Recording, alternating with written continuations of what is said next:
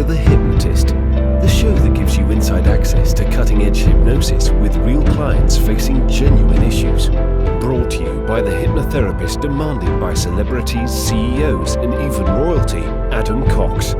These recordings took place live from Adam's clinic in London's world-famous Harley Street. So, get yourself comfortable and enjoy today's episode of The Hypnotist.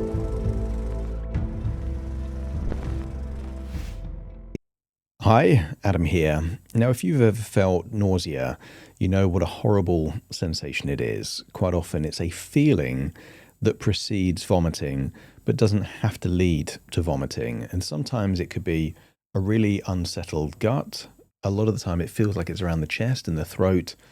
A horrible, horrible feeling. And I was working with a client that was pregnant. They were about 2 months pregnant, and it was much more severe sickness and nausea than their previous pregnancy. And they didn't want to feel that way. It was getting them down, making them sad, stopping them from doing things that they wanted to do. So in this hypnosis session, it takes a two-pronged attack. One is looking at the nausea as a signal from the body, and this idea that the signal is understood, and therefore the intensity of the signal is not required, is a good way of working with people with anything that has a subjective spectrum like pain or anxiety. We want to dial that down. So there's that element. The second element is that they had periods in their life where things that were undesirable had happened, and yet they dealt with them in a very different way. There was one moment where they fell down some stairs, bruised themselves, but it didn't stop them doing what they were planning on doing. And in social situations, a mean or nasty comment wouldn't get under their skin. It wouldn't trigger them. And that's used to highlight this idea that the pain or the nausea can be real, but the suffering is an internal strategy, quite often linked to victimhood and self-pity. Why me? Why do I have to deal with this? This isn't fair. And that creates the cycle that makes something real much worse. Whereas most people have had the experience of having something like a migraine or a toothache, but if they've got something important that they need to do or a deadline, while they're immersed in that new thing, the migraine or the toothache still exists, but they don't experience the same intensity because they are focused on other things. And that is used as a parallel for nausea, that actually, if as a result of nausea, they just lay down on a sofa or a bed and don't do much, then they've got more time to think about the nausea.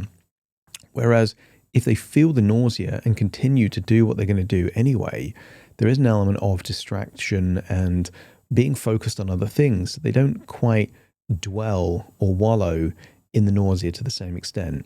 So it's about framing it in a different way. It also has, for those people into NLP, some elements of submodality shifts. This client perceived their nausea as being like a heavy, toxic gas. That's why there's a metaphor of ventilation, to remove that kind of feeling of weight and a smell and a sensation and a taste.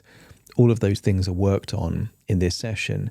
Now, given that these were the sensations or the unconscious metaphors linked to the feeling of nausea for this client, it might be that you experience nausea in a different way. It might feel, rather than around the throat and the respiratory, it might be more in the gut. It might feel less like a toxic cloud of smoke or something like that, and more like something that's volatile, like a bubbling cauldron. It could be different for you.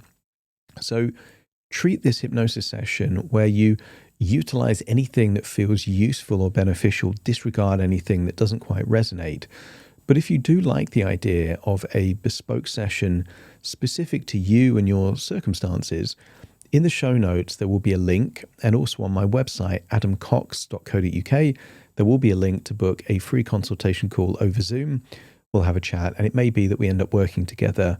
So rather than just listening to my recordings, you end up working with me direct. And some people don't realize that the sessions that I share are on the basis of real life sessions. It isn't that I speak with a client and send them a recording. They experience my hypnosis sessions absolutely live in real time. It's just that because I'm in a recording studio, I record that audio and share it while protecting the confidentiality of the client. And the reason I do that is that there's 8 billion people in the world. There's going to be some people in the world that are close enough to the circumstances of the original client that means it's going to benefit them, but it will still benefit you even if you're not exactly in the same situation as the client, just not as much. And that's why people still work with me one-on-one, even though I publish so many recordings, because it is tailored and customized to them specifically. They're not getting a recording that was created for someone else. So if that appeals to you, check out that link. It's on adamcox.co.uk. But for now, find a quiet, comfortable place where you won't be disturbed, relax, and enjoy the session.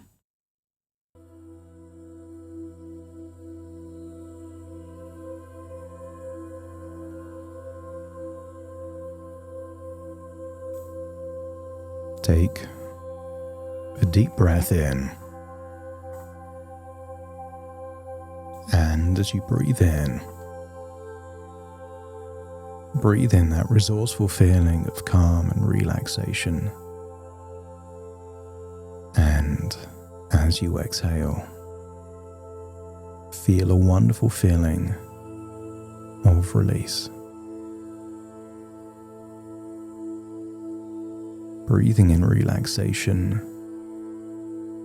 and exhaling anything that feels like it doesn't belong.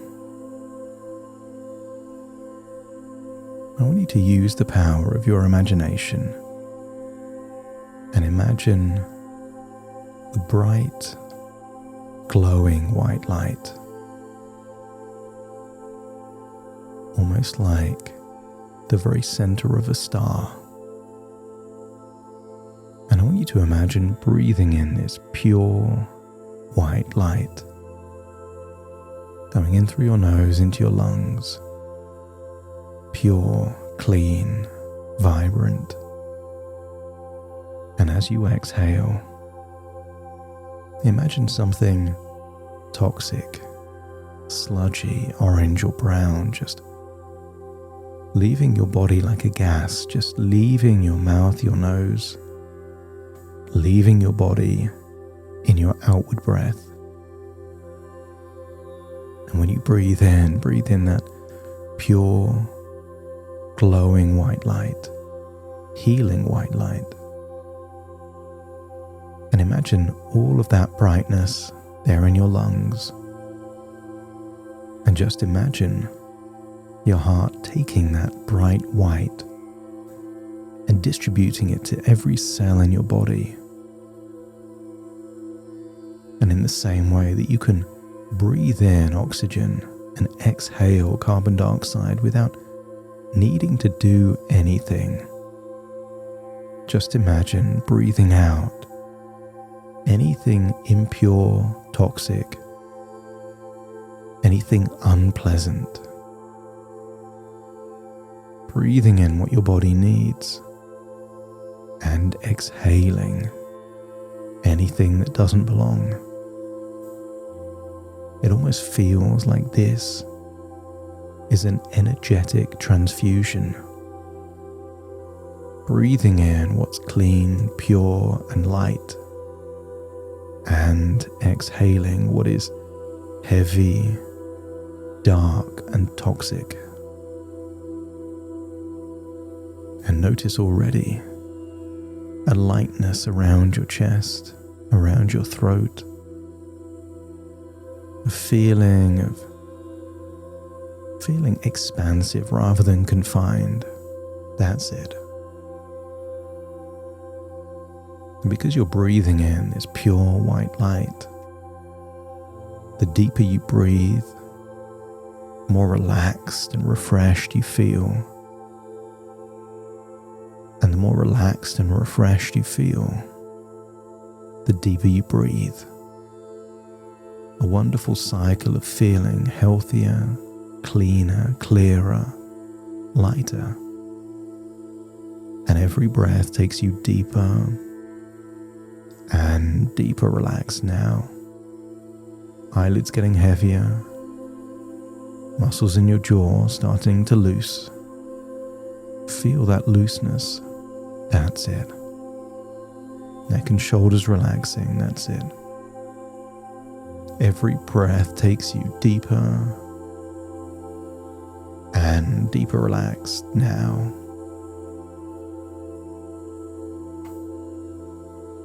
That's it.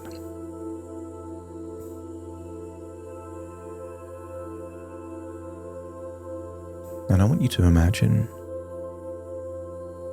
what it would feel like to see a slide, the kind of slide from your childhood,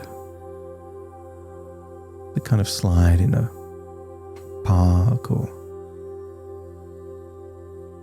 the kind of slide that maybe you had in a garden when you were a child. Just imagine sliding down that slide, but it's a long slide, taking you from your conscious to your subconscious. And as I count down from 10 to 1, you will imagine continuing to slide down that slide. And when you get to the end, you will imagine yourself in pure, pristine nature. On a sunny day with a light, gentle breeze. But for now, let's slide down the slide. Each descending number takes you deeper and deeper relaxed.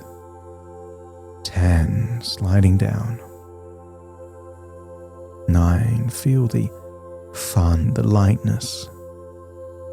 8, sliding down more. Feels exhilarating, freeing. 7 turns to 6, continuing down the slide.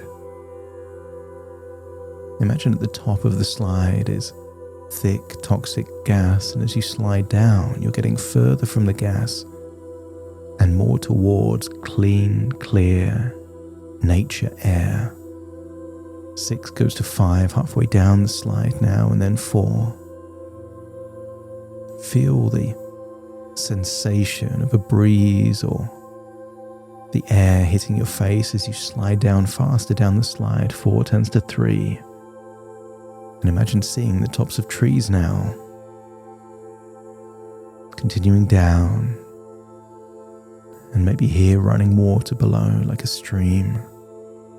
2 turns to 1, and just imagine now 1 turns to 0. Just feel like you've slid all the way down this slide from a toxic atmosphere to clean, clear nature. And I want you to imagine yourself in that place of unspoilt nature. Only nature, blue skies, sunshine, the breeze. That's it. I want you to get a feeling of what it would feel like to be breathing in pure, fresh air. And just imagine somewhere nearby in that nature of trees and leaves and running water and fresh air, there's a comfy chair, perhaps the comfiest chair you can ever imagine, there in nature. Imagine sinking into that comfortable, relaxing chair. Imagine closing your eyes there in the nature.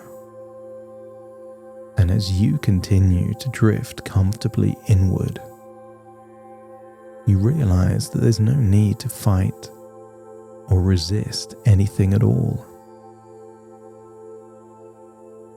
Your body already knows how to do something important.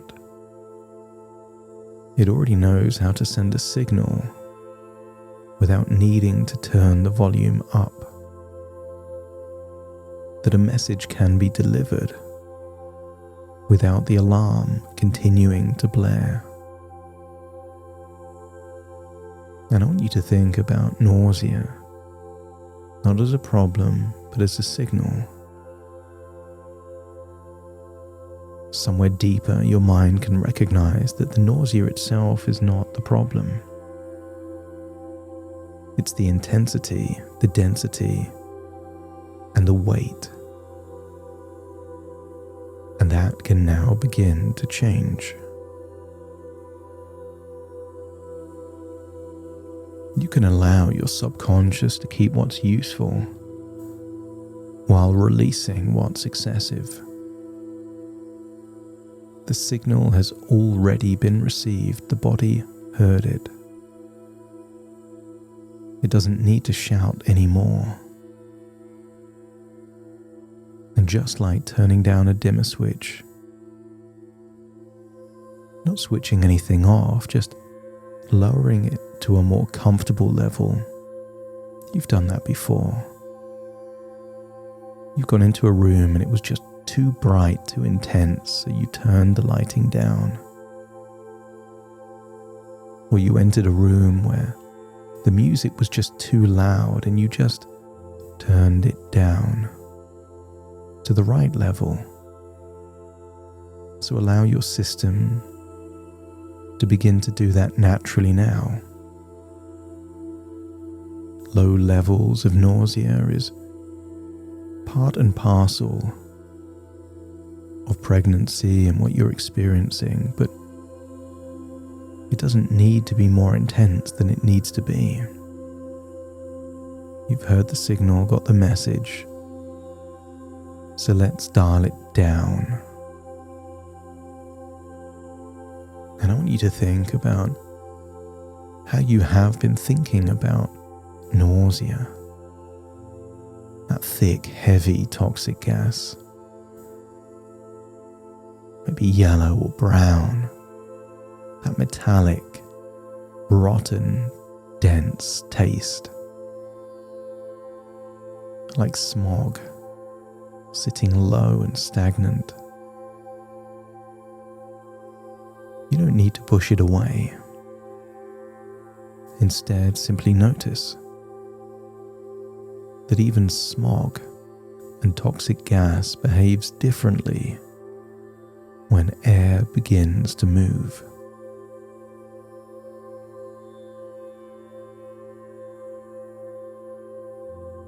So let's use your imagination and begin to imagine a gentle ventilation starting somewhere nearby. It could be mechanical like a fan, but nature already has ventilation.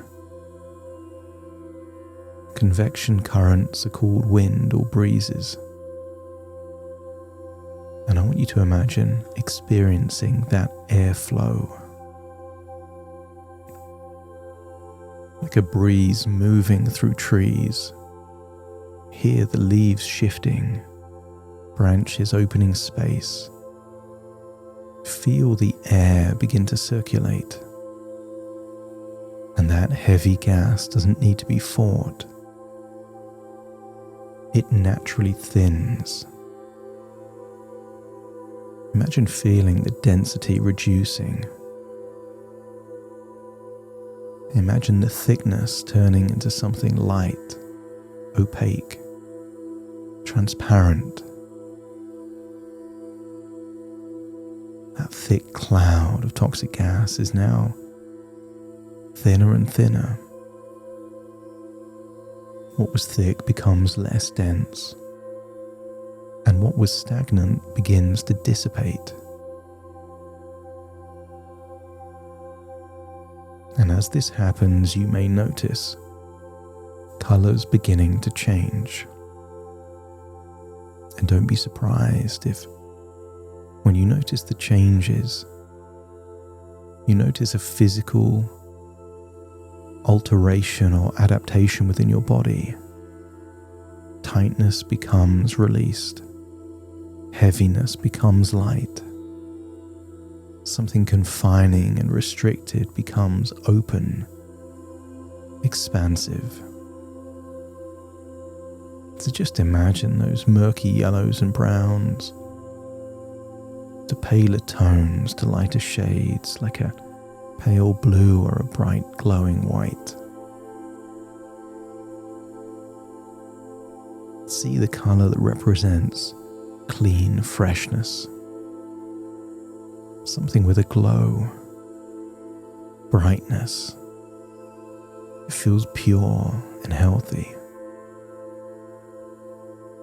And notice that when the gas feels like it's gone away, when the colors feel bright and light, notice how difficult it is to find that metallic, rotten taste. In fact, imagine someone passes you a delicious citrus fruit. Maybe it's an orange,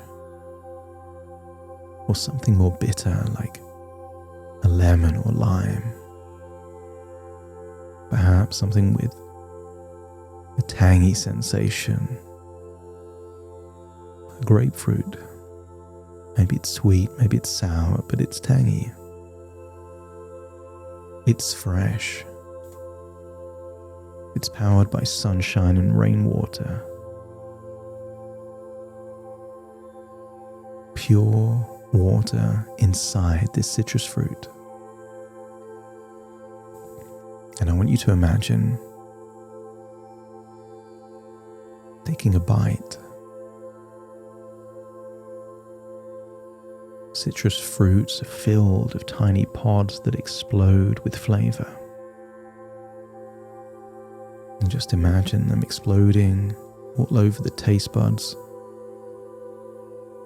And notice the combination of this taste, this smell, this breeze, this lightness. Notice that when you feel this way, nausea seems elusive, in the same way that a tree cannot be planted in the desert. I want you to get a sense that nausea can't exist here when you feel this way. You know the sensation of fresh air after rain. Your lungs filling easily like space returning. Nothing forced, just ventilation and nature doing what moving air does.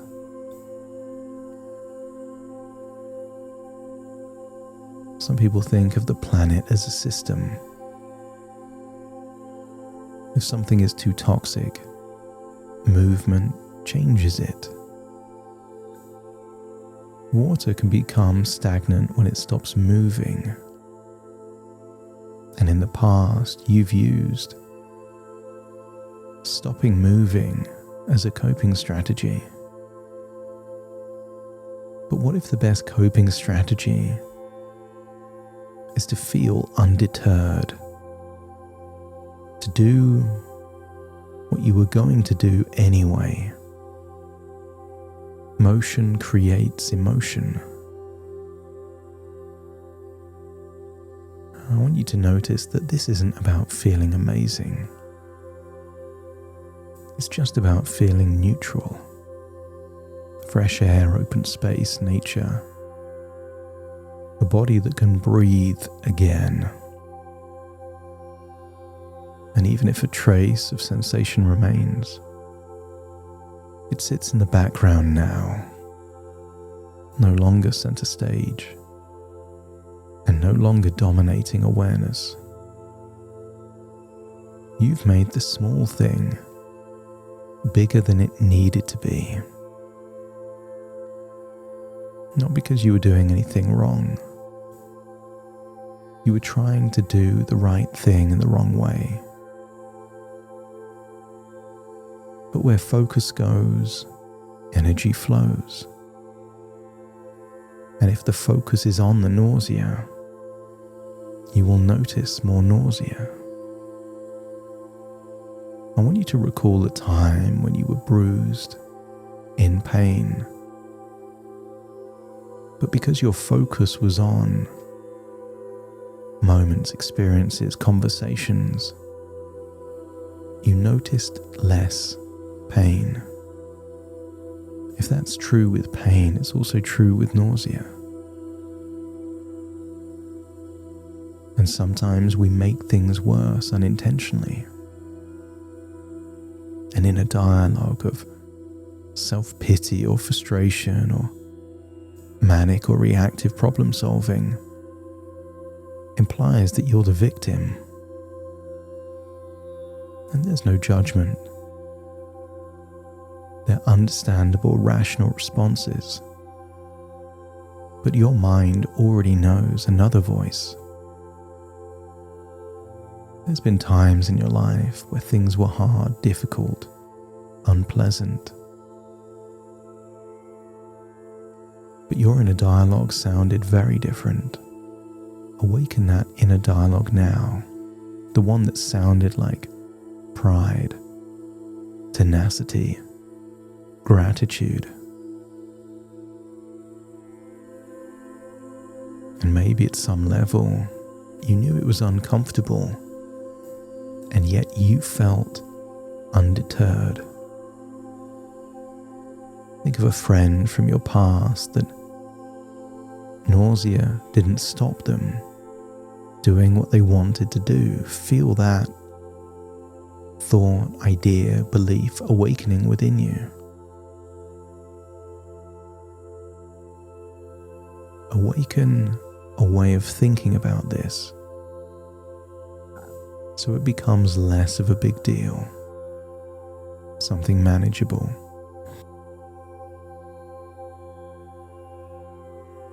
Not about drama, not about force, just knowing you have a choice.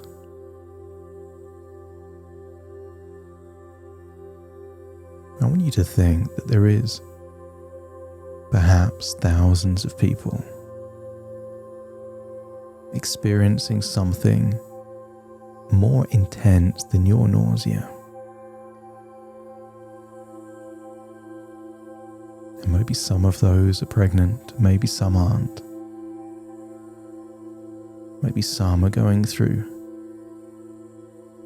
difficult medical treatments and others difficult pregnancies. And I want you to compare your nausea to something much worse. So you start to feel that even though it's not great, it's manageable, it could be worse. And maybe what once was calling sadness, frustration, pity can now cause perspective that leads to gratitude. A sign that it's a small price to pay. There is someone in the world right now that would gladly take 4 times your nausea if it meant they could be pregnant. And I want you to get a sense that sometimes things aren't as you want them to be. But what if it's a small price to pay? The ticket for the admission is worth all that you can and will experience.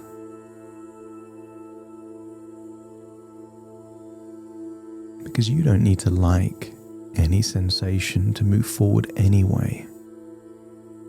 Unpleasant does not mean unmanageable. Hear that voice, that inner dialogue that sounds undeterred, telling you that this nausea is a small price in a short chapter for something profoundly healthy and meaningful. Good things have always come in your life after periods of endurance. This is not punishment. This is an investment to help give you resilience perspective. I want you to get a feeling that you know how to make something that bothers someone else not bother you. Drift back to a memory in a social situation where someone said something mean or rude, passive-aggressive or snarky, and it felt like water off a duck's back. Didn't bother you at all. Awaken that neural network and allow that neural network to connect with feeling that way about nausea. Instead of what if this gets worse, how long will this go on for, imagine thinking, this is temporary, this is manageable, I can handle this. And doing whatever you were going to do anyway. Knowing that your mind can only focus on a few things. And that's 7 or 8 balls that fit in that bucket of focus and attention. When you fill the bucket with things you want to be doing, what if there's no space left for any nausea? It exists. You just don't experience it. So activate those same emotional muscles, that same resilience, and allow your unconscious to apply it effortlessly.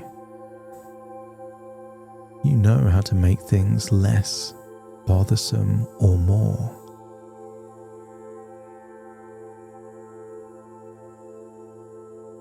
I want you to feel a sense of everything is dialing down its intensity. And if it has to be there, you accept it. But that doesn't mean you can't change how you think about it. Changing thick gas to light gas to no gas. Strong, heavy smells to no smells. Heaviness to lightness. That's it. Just allow yourself to know that you're more in control of what meaning you give things and how you think about things.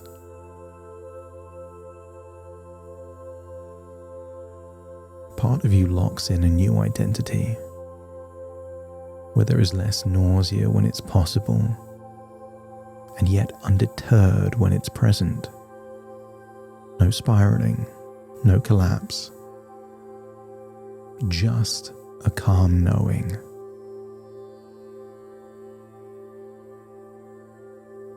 The Stoics understood that pain doesn't need to mean suffering. Nausea does not mean you need to suffer.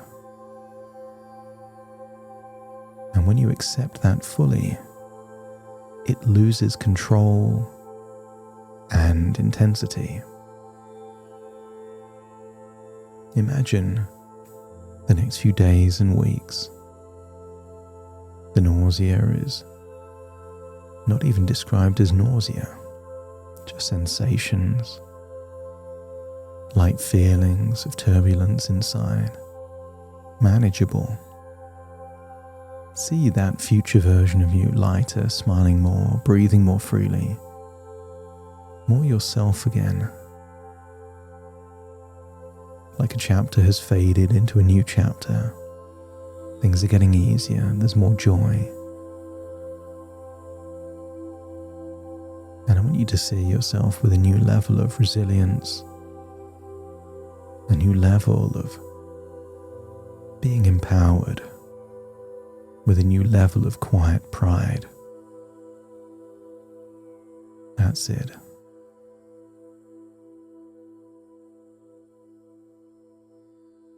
And just allow yourself now to leave that place in nature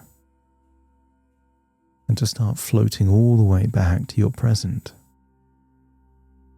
And as you do so, feel that new identity has awakened. So take a deep breath in through your nose and out through your nose. Wiggle your fingers and wiggle your toes, connect and calibrate into the here and the now. As I now count from 1 to 10 to awaken you. Starting to count. 1, 2, 3, waking up. 4, 5, 6, more alert. 7, 8, open your eyes, open your eyes. 9, 10, wide awake, wide awake, wide awake.